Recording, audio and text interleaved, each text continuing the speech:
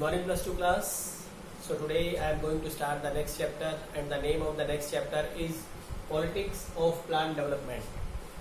जैसे कि हमने पिछले चैप्टर में पढ़ा कि देश का बंटवारा हुआ, बंटवारे के बाद देश में किस तरह से प्रिंसली स्टेट्स को जोड़ा गया, किस तरह से राज्य पुनर्गठन का निर्माण हुआ और किस तरह से भाषा के आधार पर जो थे हमने स्टेट्स को, ये स्टेट्स की बाउंड्री को तय किया। तो इतना होने के बाद अब हमें अपने देश में राजनीति के साथ साथ विकास करने की भी जरूरत थी और डेवलपमेंट लाना बहुत जरूरी था, क्योंकि देश में पहले बहुत इशू थे। कश्मीर समस्या का इशू अभी भी ज्यों का त्यों बना हुआ था, लेकिन देश को विकास की प्रगति की ओर या डेवलपमेंट की ओर आगे ले जाना बहुत जरूरी था। तो इस डेवलपमेंट को लेकर भी कुछ इशू थे भी, डेवलपमेंट की सीमाएं क्या होंगी, डेवलपमेंट कहाँ से शुरू की जाए, क्या चीज डेवलपमेंट है, किस चीज को सबसे पहले शुरू किया जाए। तो देश के सामने कई मुख्य मुद्दे थे कि डेवलपमेंट का क्या रूप होगा। So let's start each and everything we will discuss in this chapter related to the development, politics and plan development. Let's start. So as you can see here it is clearly written के बात करेंगे हम यहाँ उड़ीसा की। उड़ीसा आप जानते हैं कि उड़ीसा लौह अयस्क भंडार के लिए माना जाता है कि वहाँ लौह अयस्क के काफी भंडार है। तो देखते हैं ये कहानी जो है वो यहीं उड़ीसा से शुरू होती है। उड़ीसा के अंदर एक, जब उड़ीसा के नहीं पूरे देश में और अंतर्राष्ट्रीय लेवल पर जब लौह इस्पात की मांग बढ़ी, तो उड़ीसा राज्य को डिसाइड किया गया कि वहां पर, क्योंकि सर्वाधिक लौह अयस्क वहीं पाया जाता है, तो उस जगह पर जो था वो फैक्ट्री लगाने का काम किया जाए या लौह इस्पात उद्योग लगाया जाए। इससे उड़ीसा में एक तो डेवलपमेंट होती, विकास होता, लोगों को काम धंधा मिल जाता, लोगों को आजीविका मिल जाती।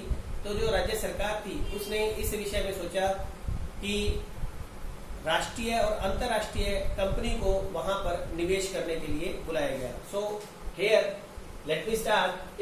जो इंटरनेशनल मार्केट में, अंतर्राष्ट्रीय मार्केट में इस्पात की मांग बढ़ी, तो निवेश के लिए उड़ीसा सरकार ने, जो उड़ीसा जो है वो एक सबसे महत्वपूर्ण राज्य रहा और उड़ीसा माना जाता है। क्यों माना जाता है? क्योंकि उड़ीसा में लौह अयस्क के विशाल भंडार मौजूद है। इसीलिए उड़ीसा की सरकार ने एक डिसीजन लिया कि उन्होंने अंतर्राष्ट्रीय और राष्ट्रीय स्तर की इस्पात निर्माताओं के, यानी कि जो इस्पात का काम करती है, जो कंपनियां इस्पात को से चीजें बनाती है, इस्पात निर्माताओं के साथ सहमति पत्र पर हस्ताक्षर किए, यानी कि एक एग्रीमेंट साइन किया। वो कौन सी कंपनी थी जिसकी वजह से ये इशू उठा? तो यहाँ मैं बता दूं कि Bhubaneswar is the capital of Orissa. Orissa की भुवनेश्वर जो कैपिटल है, कहता है वहां के जगत सिंह जिले में प्रस्तावित पोस्को इंडिया, ये पोस्को इंडिया एक कंपनी थी जिसने कि वहां लौह अयस्क इस्पात को, कंपनी जो पोस्को के नाम से वहां पे ये इस्पात संयंत्र लगाया था, उस इस्पात संयंत्र की वजह से जो था वो विस्थापन का शिकार हुए लोगों ने कोरियाई कंपनी, यानी कि कोरियाई कंपनी के दफ्तर के सामने जो था वो विरोध प्रस्तुत किया। यानी कि ये लोग जो थे वो यहाँ से विस्थापित हो चुके थे। पोस्को नाम की कंपनी जो थी वो लगाई गई थी, लेकिन पोस्को नाम कंपनी के 1 साल के अंदर ही वहां के लोगों में इस बात को लेकर विरोध हो गया था और ये विरोध बड़ा बढ़ चढ़कर किया गया था, क्योंकि ये माना जा रहा था कि उड़ीसा के ज्यादातर जो भंडार है वो अविकसित इलाकों में थे और इन्हीं को ही यहां से विस्थापित करना था। पर्यावरणविदों को, यानी कि एनवायरमेंट के बारे में जो सोच रहे थे, उन लोगों को इस बात का डर था कि खनन की वजह से उद्योगों और पर्यावरण प्रदूषित होगा। लेकिन केंद्र सरकार को लगता था कि अगर उद्योगों की अनुमति नहीं दी गई तो एक बुरी मिसाल कायम होगी और देश में पूंजी निवेश में बाधा पहुंचेगी। तो आगे देखते हैं कि किस तरह से यहाँ जो थे वो राजनीतिक टकराव हुए। कहते हैं, लेकिन उससे पहले एक सवाल आता है कि क्या एक व्यक्तियों को, जो वहां रहने वाले व्यक्ति थे, क्योंकि आदिवासी इलाके के अंदर जो था वो सर्वाधिक लौह अयस्क का भंडार छुपा था, भी उनको वहां से विस्थापित करना, क्या उनके लिए भी ये डेवलपमेंट होगी? एक सवाल आता है भी, क्या जो फैक्ट्री वहां लगाई गई थी या जो इस्पात संयंत्र वहां लगाया गया था और जिन लोगों को वहां से विस्थापित किया गया था, तो क्या ये उन लोगों के लिए डेवलपमेंट थी? तो डेवलपमेंट के लिए लोगों के मन में अलग अलग विचार है।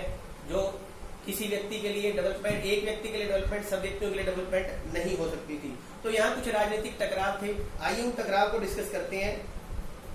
कहता है इस तरह के जो फैसले लिए गए थे राज्य सरकार द्वारा, उड़ीसा की राज्य सरकार द्वारा जो फैसले लिए गए थे कि वहां पे इस्पात उद्योग को लगाया जाएगा, वो सामाजिक समूह के हितों और दूसरे सामाजिक समूह के हितों की तुलना में तोला जाता है। मतलब एक सामाजिक समूह को दूसरे सामाजिक समूह के हितों के लिए तोला जाता है।